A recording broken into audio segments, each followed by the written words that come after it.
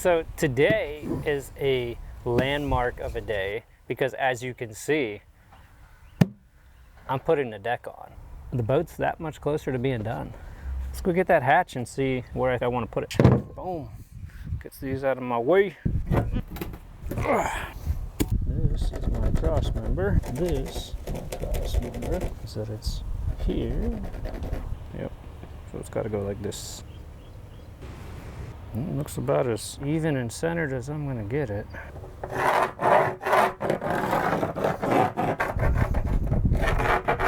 You know, you might be wondering, why am I going with a plastic hatch? And I don't blame you. Every little piece of me wants to make hatches because I'm going to cut this out anyway to put this hatch in, so why not just cut it out and make that piece the hatch?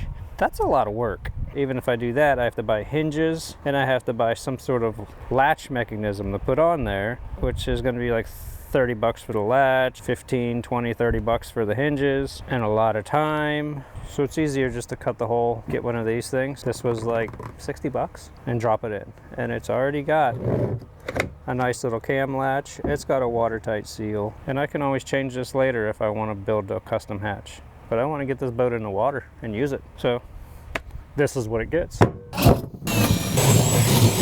And so the reason that I'm cutting the hole for the hatch first is, one, it's going to allow this to flex easier to get down to the shape that I need it to be.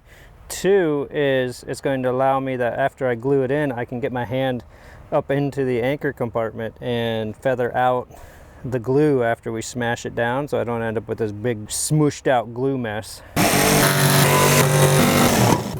Sweet! Yay! If it does, good enough for me. Look at that. Like, it looks like a finished boat. Boom, done. Ship it. Should be just enough to finish this deck off. So here's what I'm using. Lightweight, high strength bonding compound. Seems to work pretty good.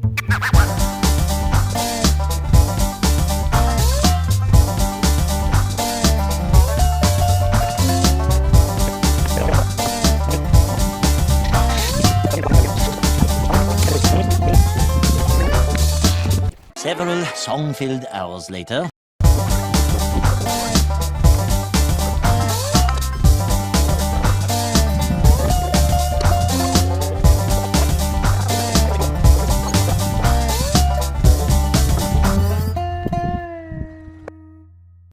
Just this morning, a monumental thing happened. I can't wait to show you. The boat's been flipped. Let me walk you through the few things that I got to do to this thing while she's flipped over. So the first thing on the order of getting done is the bow. Looking at it from the side, it looks almost exactly the same way as it did when I first got the boat. But as you know, I've done a lot of modifications to it, and I've taken it from a flat bow to a V bow. Now I just need to go through and, you know, I did the whole stitch and glue thing, and there's still even zip ties stuck in it from when I seamed it all together. I've got to grind all of these joints down, clean them out, fill them, and then I'm going to do a 1708 tape seam on every single one of these, and then feather those out and probably do a full layer over top the entire bow, and then sand it and feather it out to kind of make it all match and look good. Next, we've got the sponsons. I've got them completely glassed on the inside. They're solid. They are attached to the hull. Next thing I got to do is shape the Divinacell foam to the shape that I want them to be on the outside, and then glass these as well as tie them in on the outside of the hull a couple inches forward, and then taper and feather all that together just to make it a smooth transition and nice and strong. So that's what's on my list. Let's get kicking on one end or the other. I think I'm going to start back here on the sponsons and get them shaped up.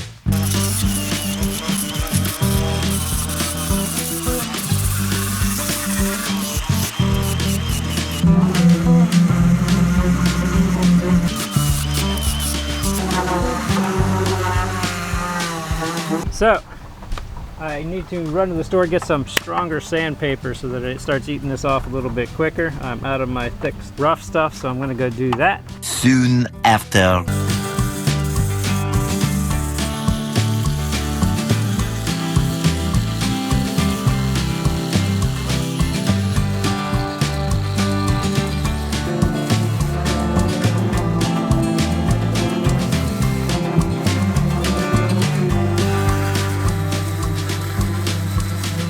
So here's what I got going on.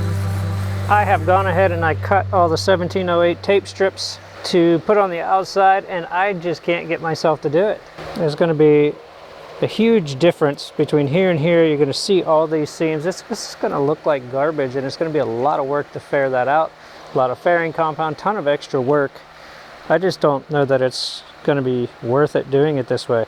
I have 10-ounce cloth in this bag. I'm crossing my fingers that it's enough to cover the bow. I just really feel like 1708's overkill for this, since I have so much of it on the inside already. It should be plenty. Got a couple yards I know I bought. I just don't know how much of it I got left.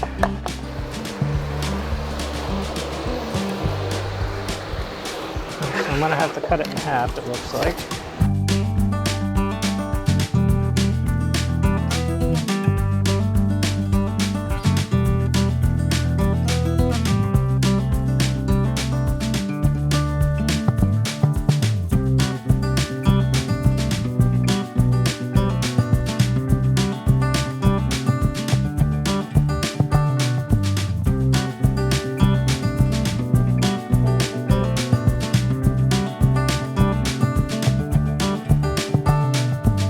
So yeah, that went way better than had I done 1708. This whole side's done. It only took 500 cc's of resin to wet it all out. It wet out super easy and took to the contours.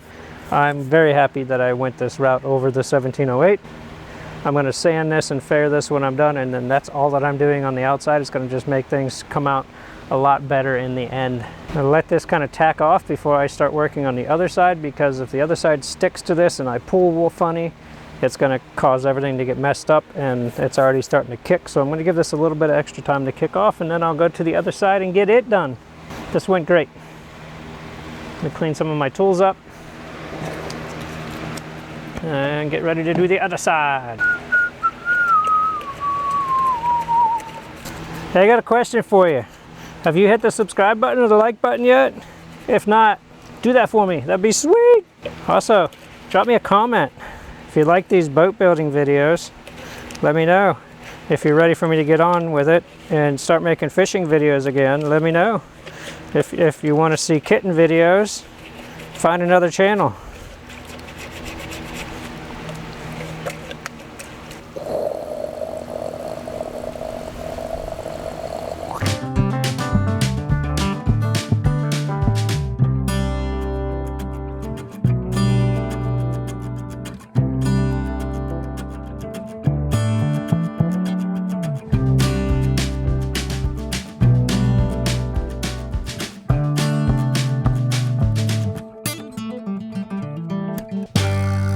Like this close.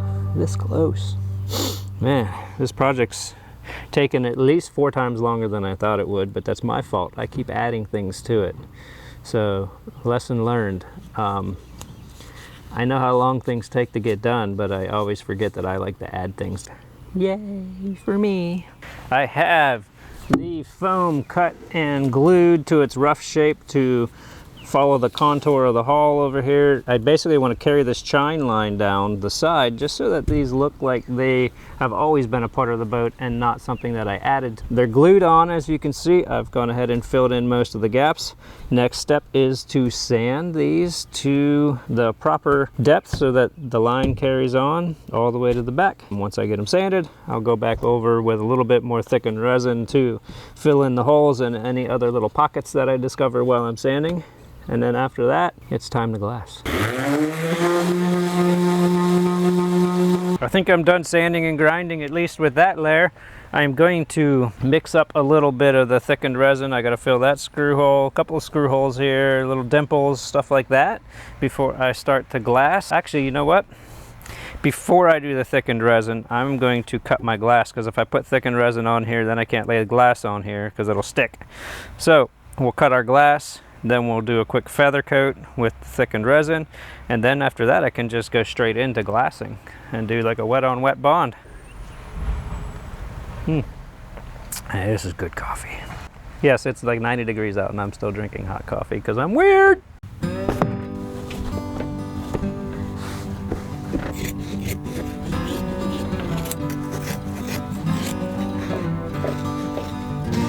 Okay, my first layer of glass cut for each side.